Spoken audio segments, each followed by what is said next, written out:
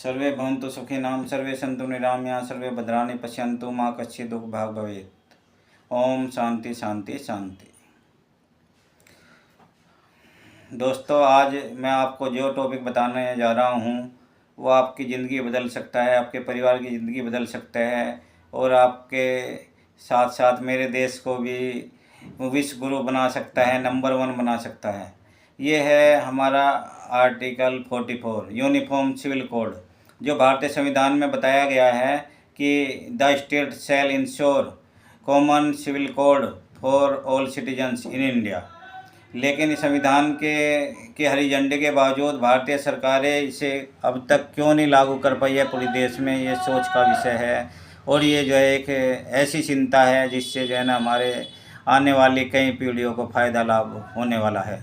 मैं आपको ये बताना चाहूँगा कि यूनिफॉर्म क्रिमिनल कोड से ये यूनिफॉर्म सिविल कोड किस तरह भिन्न है। यूनिफॉर्म सिविल कोड में आपके वो आती हैं, वो व्यवहार आते हैं जो क्रिमिनल एक्टिविटी नहीं है। जैसे मैं आपको बताऊं कि जो अगर एक्स मर्डर करता है या वाई मर्डर करता है या जेड मर्डर करता है तो तीनों को समान सज़ा, आजीवन कारावास या फांसी मिलेगी। लेकिन यदि यूनिफॉर्म सिविल कोड में कुछ ऐसे कार्य हैं जो अगर मुस्लिम करता है तो उसके लिए तो ये जस्टिफाइड है, अगर ये हिंदू करता है तो उसके लिए क्राइम बन जाएगा। और कुछ कार्य ऐसे हैं जो हिंदू करता है तो उसके लिए अच्छा है और मुस्लिम के लिए वो अच्छा नहीं माना जाता है। तो इस तरह से यूनिफॉर्म सिविल कोड एक थोड़ा सा कंट्रोवर्शियल मैटर तो है। इसलिए जो है 1986 में माननीय सुप्रीम कोर्ट ने आपका Banshidhar Munna Lal Patil versus state of Andhra Pradesh में ये कहा था कि भाई इसे 1 गो में न लागू करके इसे धीरे धीरे लागू किया जाए और ये बहुत अच्छा है यूनिफॉर्म सिविल कोड। और if it is implemented in 1 go then it may be मतलब anti counterproductive to unity and integrity of the nation. ये जो है भारतीय सुप्रीम कोर्ट ने कहा था। तो इससे हमें ये समझ सकते हैं कि ये कितना थोड़ा जटिल मुद्दा तो है, लेकिन इससे के कारण बहुत सारी जो भ्रांतियाँ हैं दोनों धर्मों के बीच में या जो है बाकी धर्मों के बीच में वो भी दूर हो सकते हैं। अब मैं आपको ये बताना चाहूँगा कि अगर हिंदू एक पत्नी के रहते दूसरी मैरिज करता है तो उस पर आईपीसी की सेक्शन 494 और अगर उसने अपनी पहली शादी छुपाई तो सेक्शन 495 या फिर अभी जो बीएनएस लागू हुआ है उसकी सेक्शन 82 के अनुसार उसे दंडित किया जाएगा।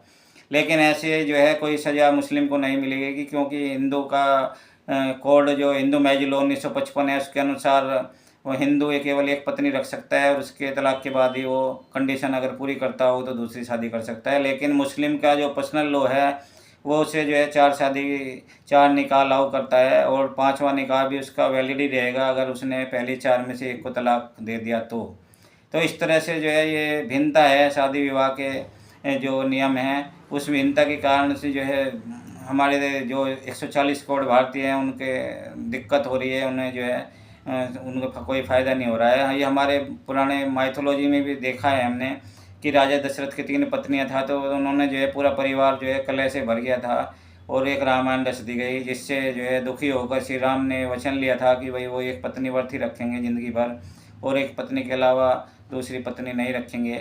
तो ये जो श्री राम जी का एक मर्यादा थी, इसे ध्यान में रखते हुए जो है कुछ आगे चीज़ें जिन लोगों ने इसे ध्यान में रखा उन्होंने काफ़ी प्रोग्रेस भी किया है। अब जो राजा दशरथ का पालन करते हुए हिंदू राजाओं ने कई कई पत्नियां रखी तो उनका पतन हो गया, मुगल साम्राज्य आ गया, उसने भी इसी तरह की प्रथा को जारी रखा तो मुगल साम्राज्य का पतन हुआ।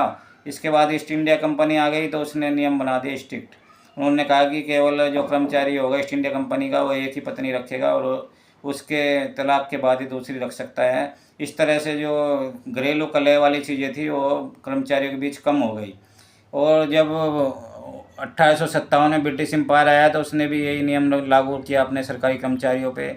और मुझे आपको बताते हुए खुशी हो रही है कि आज की डेट में भी सीसीएस कंडक्ट रूल 1964 और राज्यों के जो नियम हैं कंडक्ट रूल्स हैं सरकारी कर्मचारियों के, उनमें ये नियम लागू है कि एक पत्नी रखनी है सरकारी कर्मचारी को और उसके अलावा अगर कोई मुस्लिम भी है उसे परमिशन लेनी पड़ती है दूसरी पत्नी के लिए पर्सनल लॉ के अनुसार अगर उसे जो है शादी करनी है तो। इस तरह से मतलब एक यूनिफॉर्म कोड सरकारी कर्मचारियों के लिए है। तो मेरा ये कहना है कि ये यूनिफॉर्म के कोड जो है पूरे देश में पूरे 140 करोड़ भारतीयों पर अगर लागू हो जाता है तो इस देश की बहुत सारी समस्याएं दूर हो जाएंगी। जैसे जो है मैं आपको बताऊंगा, इसमें यूनिफॉर्म सिविल कोड में शादी विवाह के ये जो बताया मैंने, शादी विवाह तलाक इनके नियम आते हैं। इसके अलावा रहने के नियम आते हैं, घूमने के नियम आते हैं। इसके अलावा जो है आपके खाने पीने के नियम आ जाएंगे। और जो आर्टिकल 19 में आपकी सर्टेन फ्रीडम है, वो प्रोटेक्शन ऑफ सर्टेन फ्रीडम, जो जिससे संविधान ने कहा है कि राज्य को हमेशा रक्षा करनी है। जैसे right to freedom of speech and expression, right to assemble peaceably without arms, right to form association, unions and cooperative society, to reside or settle in any part of territory of India, to move anywhere in the territory of India, and to practice any profession or to carry on any business, trade or occupation।